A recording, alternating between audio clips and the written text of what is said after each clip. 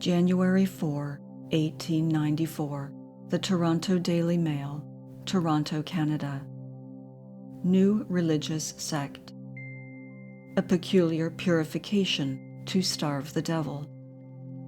The evil one is the vermiform appendix. The devil can be destroyed by living on crackers and claret for 40 days. Explanations by Mrs. Williams, the High Priestess. Cruelties practiced in the name of religion. Portland, Oregon, January 3rd. This city has given to the world a new religion, the cardinal principles of which are that the devil is the vermiform appendix and that purification comes through abstaining for 40 days from all food except claret and crackers.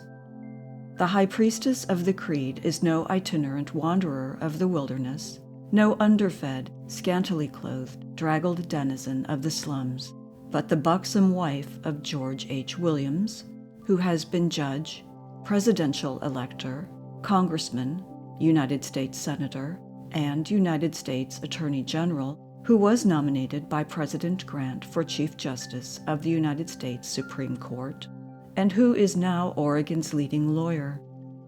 Mrs. Williams has everything that wealth can buy, and the meetings of her 350 converts and fanatical followers are held in the great hall of her splendid home, a hall capacious enough to seat them all. But no stranger creed ever came from a jangled brain. It has resulted in death, starvation, divorce, and the tearing of children from their parents. But other believers are continually added to the ranks, and how to deal with the deluded people has become one of the greatest problems ever presented to the Portland authorities. Though most people regard Mrs. Williams as insane, she exercises a strange hypnotic power over her followers and has something like 350 adult persons, supposedly of sound mind, absolutely under her control. One of the basic beliefs of the new fanaticism is the necessity for abstention for 40 days from all food except crackers and claret. Of these, the former represents the body and the latter the blood of God. Last week, Mrs. Williams announced that she herself had just passed through this time of fasting and would soon make some startling announcements direct from the throne of grace.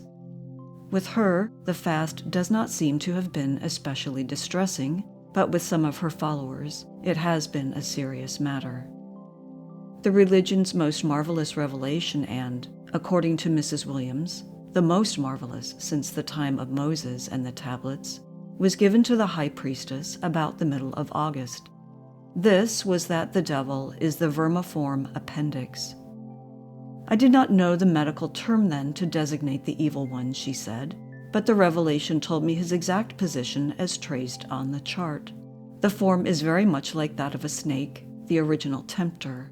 When the body dies, this snake is compelled to crawl through hell, the dark and dreary caverns of the center of the earth, through all eternity. Now, the scientists say this portion of the body is superfluous and injurious, and that it should be removed. This is a master stroke on the devil's part. Was such subtlety ever equaled? The devil says to his people, I, the devil, have directed the doctors how to cut the devil out of you. My medical friends, don't you do it. You would have nothing more to do. My friends, they may cut the devil out of you, but he will come back when you die. Do as I have done, and as the 300 people in this city who have passed through the wilderness have done. Starve the devil out of you. He cannot live on the body and blood of Christ for 70 days as I have done.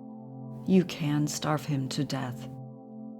Mrs. Williams explains that fasting on claret and crackers is to free the blood from insidious microbes and substitute, therefore, the blood of God. It is a fact demonstrable by science that the blood is filled with minute animals, which can be seen with a microscope, she says.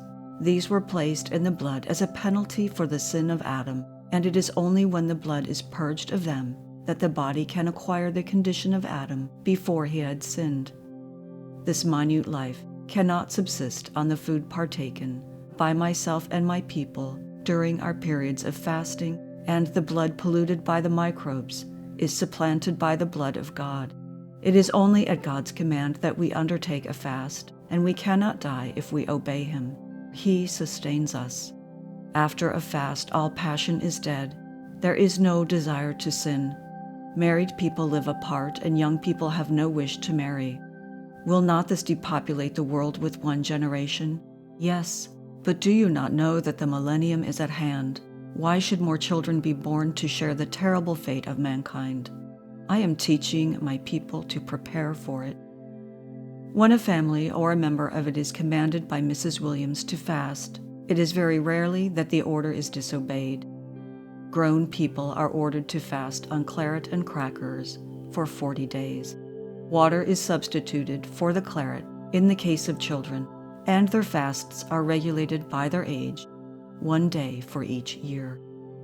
Should a wife refuse to fast after being ordered, the husband is enjoined to enforce obedience. Should children prove refractory or, during their period of fasting, take anything but the prescribed crackers and water, their parents are recommended to use the rod. Not sparing the flesh, says Mrs. Williams, but bringing it through pain into subjection to God. Several cases of shocking cruelty have been brought to the attention of the Boys and Girls Aid Society. In one case, a young wife refused to fast, stating that she did not believe in Mrs. Williams or her system. Her husband was ordered to enforce obedience. This was done by padlocking a chain around the woman's waist, the other end of which was fastened to the wall. The chain was long enough to allow the woman to walk about the apartment and lie down on a sofa, but she could not leave the room, and as the only food provided for her was crackers and wine, she had no option but to undergo the purification. The strangest thing is, she is at present a devoted disciple and declares that during the 40 days, the devil was starved and that her fleshly passions and carnal desires are now dead. Another case that came to the notice of the society was that of a girl 15 years of age who had undergone a purification of 15 days. After the 3rd day of fasting, she had taken a secret meal during the night, but her parents found it out, and the fast had to be begun all over again. She was given daily 2 meals of crackers and water, and at the 3rd meal hour, she was given a severe whipping to remind her of the stolen meal, and at night she was locked up in her bedroom. When seen by the inspector of the society, the girl was greatly emaciated and was suffering from nervous attacks. But her parents announced that she will have to go into the wilderness once every 3 months until she can resist temptation. To resist temptation is, when the fast is half over, to sit down to a savory meal and not to partake of the appetizing viands, but to eat the crackers and drink the claret or the water, as the case may be.